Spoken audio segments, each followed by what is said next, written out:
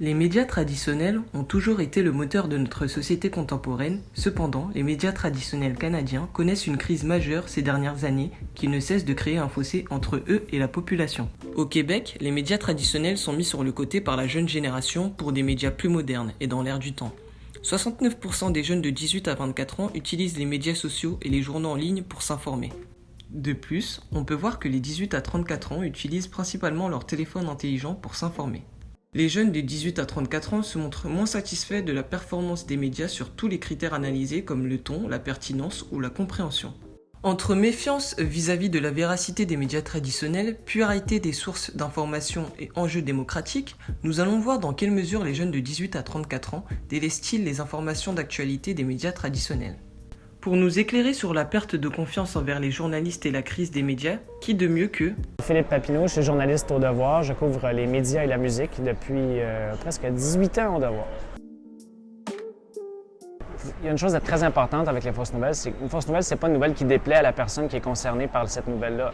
Souvent, il y a une tendance ces temps-ci d'écrire des fausses nouvelles parce qu'elles ne font pas notre affaire. Un politicien va crier fake news, vous devinerez de qui je parle, mais parce que ça ne fait pas son affaire. C'est pas ça. Une fausse nouvelle, c'est quelque chose qui dénature les faits, qui manipule, qui désinforme. La crise des médias, en ce moment, elle combine quelques éléments beaucoup financiers.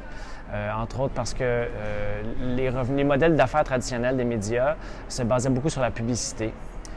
Par contre, la publicité, les annonceurs se dirigent de plus en plus vers les plateformes en ligne, vers ce qu'on appelle les GAFA, Google, Amazon, Facebook, Apple. Donc, ils vont drainer toutes les entrées d'argent des médias parce qu'eux sont capables de les cibler très précisément les gens, puis ça coûte moins cher pour l'annonceur. Puis donc, il y a une certaine efficacité qui est plus grande que d'annoncer une pleine page dans un journal. Tu sais que ça va rejoindre ceux qui la voient, mais qui la voient vraiment.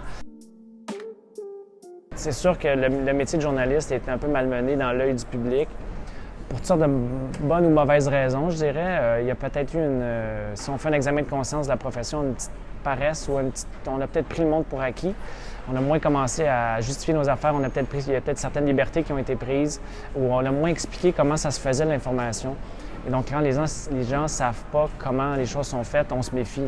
Outre la crise médiatique et la restructuration des médias traditionnels en vue d'attirer la jeune génération, le contexte et les bagages socio-culturels de chaque jeune retentissent également sur la consommation de l'information d'actualité et par extension sur les médias traditionnels.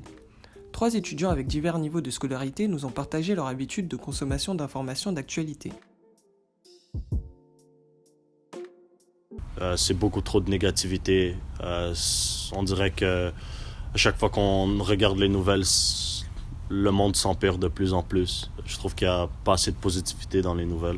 Mais sinon, je fais confiance plus aux chaînes de YouTube qui ne sont pas vraiment affiliées avec des chaînes de journalisme. Le monde qui font ça comme en tant qu'amateurs, disons. Les gens ne vont pas nécessairement prendre les faits.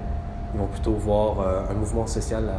Ils vont penser des trucs en groupe sans vraiment avoir de faits derrière ça, ou des YouTubers qui vont vraiment amener un agenda de désinformation envers les jeunes, que je vois de plus en plus souvent.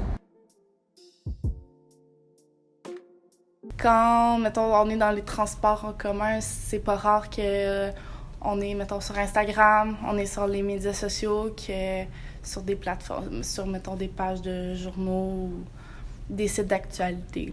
Pour nous éclairer sur les nouvelles stratégies médiatiques, nous avons rencontré Stéphanie Dupuis. Je m'appelle Stéphanie Dupuis, je suis journaliste indépendante et édimestre à Radio-Canada. Délaissés par les jeunes, comment les médias traditionnels se modernisent-ils pour attirer ces derniers ?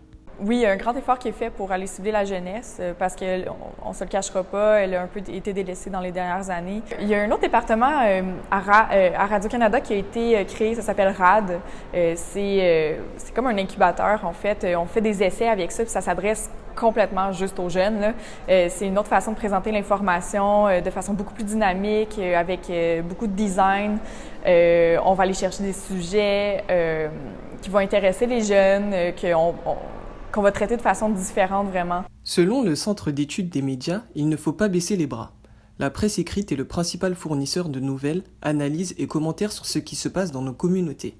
Elle permet et porte les débats sur les enjeux du moment, qu'ils soient petits ou grands. Elle oblige les dirigeants à rendre des comptes. Il importe de trouver des solutions pour que la presse écrite puisse continuer à jouer pleinement son rôle auprès des jeunes Québécois. En définitive, la voix des journalistes par les médias traditionnels est un pilier à notre démocratie. Vous ne vous occupez pas de politique, monsieur. Je vous plains, car un jour, la politique s'occupera de vous.